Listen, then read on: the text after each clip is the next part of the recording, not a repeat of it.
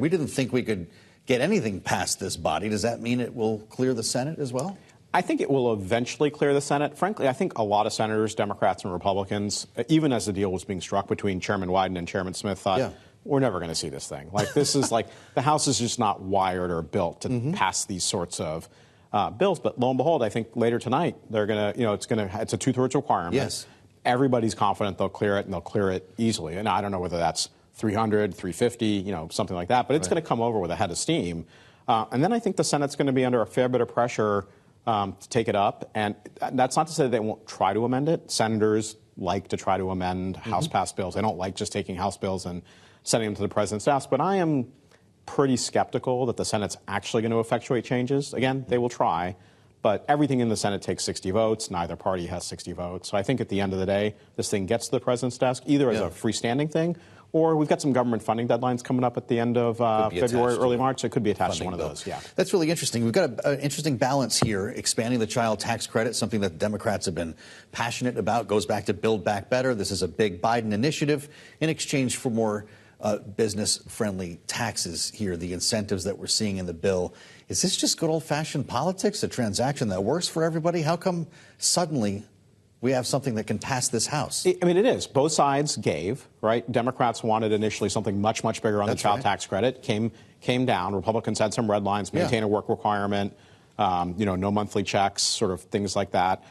Those were all respected. Republicans, for a while, I think they at some point remembered, but had forgotten, the child tax credit was a Republican thing first. It first started in Newt Gingrich's contract with America back in the mid-'90s, right? And the substantial increases in the child tax credit over time have been in Republican tax bills, the Bush tax cuts, the Trump tax cuts.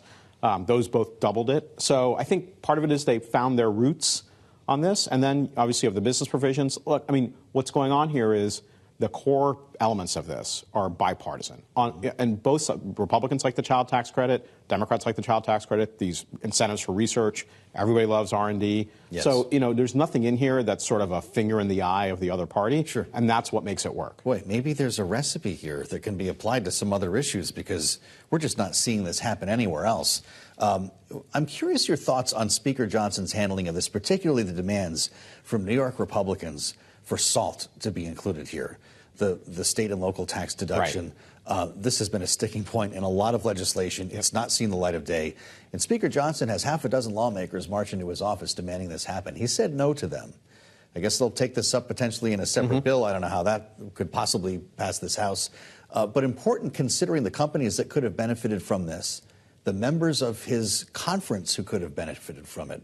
Does this speak to leadership on behalf of Mike Johnson? It is an elegant solution to an otherwise intractable problem, right? He knew that if you added it to this bill, it would probably fail now, certainly couldn't clear the Senate with it being added. If he didn't do something, then he was going to have a rebellion from the SALT caucus Republicans on his hand and, threatening to vote against rules and things like that. So, look, this is an elegant solution. You say, look, I can't do it here, but I'm not going to tell you you get nothing and like it. I will give you something. Right, you get to sort of fly the flag, show that this is what you care about, that you fought for it. You get to go home and take credit for having fought for it. I'm skeptical that this thing becomes law. But, it advances the ball, puts people on record, give them a chance to vote on it, show where they stand. Sure. Right? And these are, smart legislators, and I think these are smart legislators, understand you don't get these things with one Hail Mary pass. You get it 3 yards in a cloud of dust. So this is 3 yards in a cloud of dust. Advance the ball a little bit, and then take it from there. Unclear if lawmakers in the House will have a chance to vote on a border deal. The Speaker says it's dead on arrival. And I'm not going to ask you to make predictions here, because I don't think even the lawmakers have any sense of where this is going to be tomorrow. But with the years that you worked for Mitch McConnell, you saw him negotiate a lot of deals. I wonder your thoughts on this. He's put his full weight behind this in not only an effort to help the situation at the border, but to unlock funding for Ukraine. Could this be his last best battle as Republican leader in the Senate?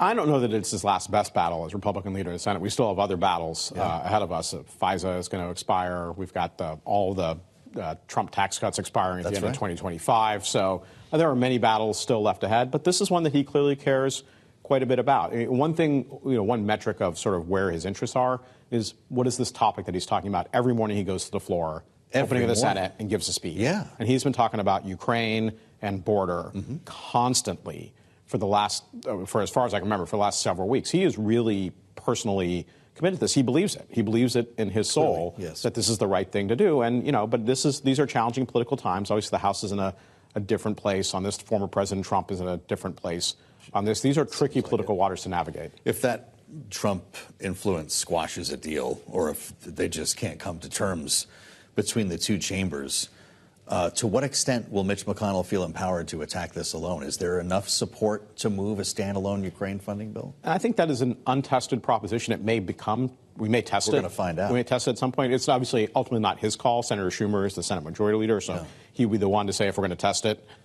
He's the one that initiates that effort. It's obviously not the preferred path, right? Senator McConnell made a judgment weeks and weeks and weeks ago that to do this, you needed to combine border security and Ukraine. But if the border stuff can't get done, it does not in any way, certainly in his mind, reduce the urgent need to provide additional funding for Ukraine. Well, you wonder if we actually start seeing the evidence of a lack of funding and some difficult losses for Ukrainians, if that changes the tone on Capitol Hill. Look, one of the rules I had when I was negotiating stuff on Capitol Hill was sometimes you can't solve a problem until it's everybody's problem. When it's just a theoretical problem or only a limited universe of people are feeling it, you don't have the political will to solve it. But if we start seeing real evidence, in the real world, more than the theoretical way of the absence of U.S. funding, perhaps, I wouldn't make any guarantees or any promises. This is just too unpredictable an environment.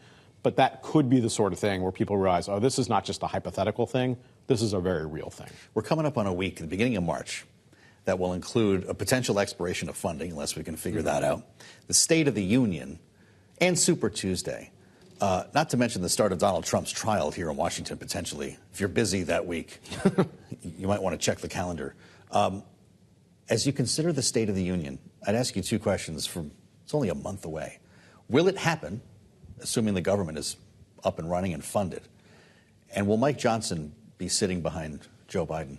I think yes to both. I think it happens. And I think Speaker Johnson is Speaker Johnson at the State of the Union. And I don't really see anything. Because if it's open, that means he probably passed another CR. That got the last guy fired. Or that the appropriators managed to, put the bills together. They got an agreement. In that case, we have a Christmas miracle. But look, we're doing a tax bill that 6 weeks ago, everyone thought, oh, this is just a pipe dream. Like, Rohit, why are you talking about this thing? And here it looks like it's about to happen. So, look, I'm not predicting total success. Dare to dream. But look, I will say this. Wins beget wins, right? When the body starts to work and they realize, oh, we can do stuff together, and the loudest voices at the fringes, we can do it without them.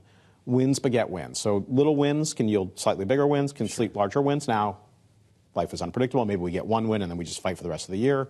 But I wouldn't rule out the possibility that the appropriators, if not by the 1st and the 8th, but at some point in the month of March, actually put together a package that fully funds the government for the balance of the fiscal year.